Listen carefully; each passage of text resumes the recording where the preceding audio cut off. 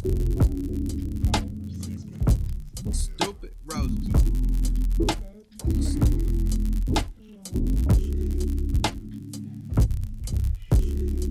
If I'm a rapper, she's a bad bitch. Ay, I would sit behind her in my class. There actually was no like exact spark where the concept of closed sessions is how we operate today happened. It slowly evolved over time.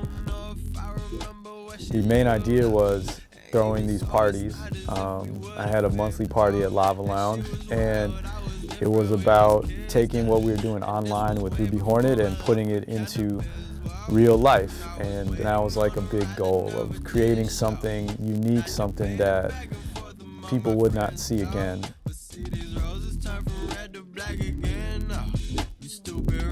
I done told you cut that shit out, you stupid fucking roses. Hey, you stupid roses. Hey, you stupid fucking roses. Hey, you stupid roses. All right. This is Closed Sessions, Kweku and Boathouse interview, take one, marker. Marker. Take one, marker. Marker. Boom. Settle, get focus.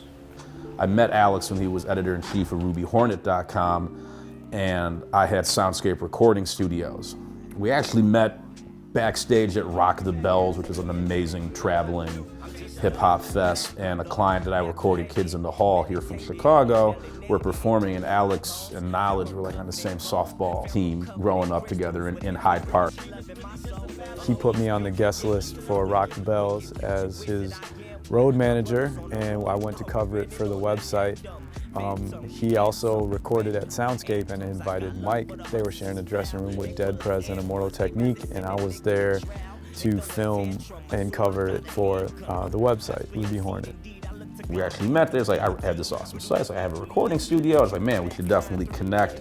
We connected at the studio. I started helping Alex like master his mixtapes that Ruby Hornet was putting out, as well as inviting the artists that were coming to their monthly concert series to record at the studio. Kind of the next step of that was also creating new music, and instead of just posting other people's music on Ruby Hornet, we wanted to start creating our own. That kind of whole marriage happened with the website, where we're writing about music and putting people on to new artists, and then I have these regular nights where I run a club for a night pretty much, and had these monthly parties where I could play whatever I want, and all the music on the website can come to life, and people, the artists that we're covering, can all meet each other.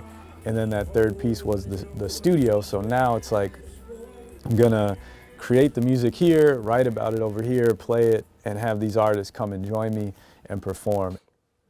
All right, let's do it again. Just a little grip, them motherfuckers won't bleed on my shoes. Excuse me if I'm stepping on your image. Wake up, smell this pimping. These bitches getting dazed and confused. But I can show them where to get it. And So they did Currency's first Chicago show, and then we brought him to the studio, and then we made a little documentary and put the song out. But it was strictly like online content. We weren't thinking in terms of a label, but then we did Action Bronson, Freddie Gibbs, a bunch of other interesting artists, and then it kind of slowly, like, this is something we should be doing, you know, for, you know, not just the out-of-town artists that come, but also our local artists as well.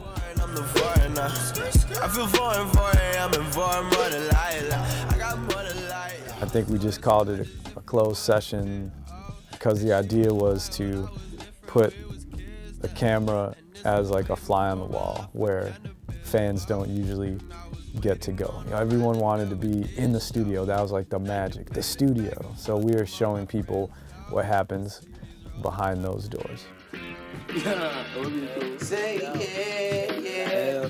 I am the best rapper alive. Insert closed session drop right here.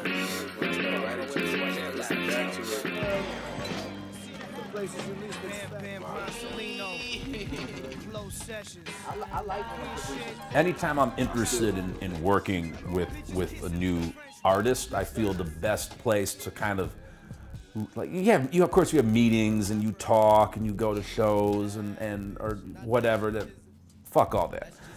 For me, let me get in a studio, because getting into a studio with an artist is getting a passport into their brain. How do they work? How do they create?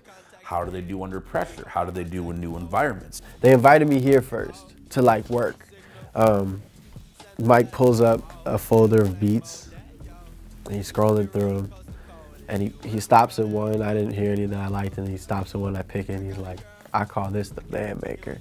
So I come out here and I just noticed, like, I didn't have my jacket on. It's just super cold out here. And I didn't really think anything of it. I try to do it a couple times, and I never recorded in a studio, like a professional studio, ever in my life before. And then I come to this massive room and stand in front of the fucking microphone, freezing cold. My shoulders, I'm trying to rap like this, like so tense. I had one of those polar vortexes, and it's like, let's really see. So it's like, let's test them. Turn off the heat. It's like really cold out there, and he was just out there shivering and getting his song done. It was like, this kid's got heart. He's like, he's got it. I like this. So, like a year and a half later, I say something to Mike. I'm like, dude, why was it so goddamn cold in the live room? He was just like, I just wanted to see how you work. I was like, what? He was like, I wanted to see if you would like punk out on me and get real cold. I'm like, what? I have tests like that. I gotta spend time in the studio and see how they create. And if I look at their creative process and see how they operate and work in the studio, then I know if that's good, that's the foundation. If the music can be made, it's creative and unique and different and can forge a lane, you can always up your performance ability. That's practice. You know, I see all artists get, you know, better and better over the years. Part of what we're trying to do with closed sessions is actually employ people and give other creatives an outlet. I explode, I just might explode. And you would know. For me to be able to like have like a headquarters where like our office is upstairs and like the creative space is downstairs, and just also a place to be able to meet up with other artists. It's good to have like a place where we can kind of floss out ideas in like a more, like, just a better space. Hayden's always had that good can-do attitude where that's like, I need you DJing at South by, get on a 22-hour Amtrak train. And I was like, all right. I got on a 22-hour Amtrak train to help me get in South by in Austin, Texas for 22 hours on a train.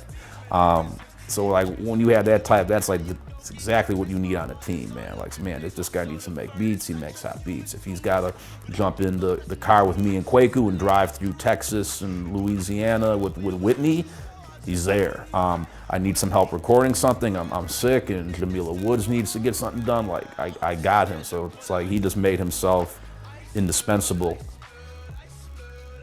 I think we're very intimate and very, aware of what someone needs and wants. I feel like, I think that because it's so intimate, we're able to get down to like the nitty gritty. All the artists we work with love working with Bridges as well. He's a huge component of the newer version of CS. It can't just be me and Mike, it has to be new people, the artists, and it has to be new creatives as well.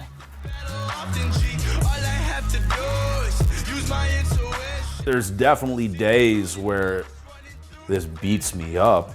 There's days where like I go home defeated, like why do I do this? Like, what am I doing? There's tough days that definitely mentally leave me personally like drained and defeated. Luckily those days are, somewhat few and far between, and I figure I'd have way more if I like sold insurance downtown for a corporation or something.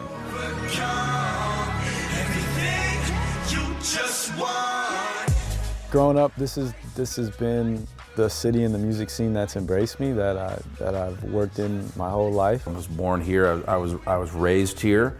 We're in the modern internet era. If you're going to try to be a company like this, you have to be where the talent is, and that's in Chicago.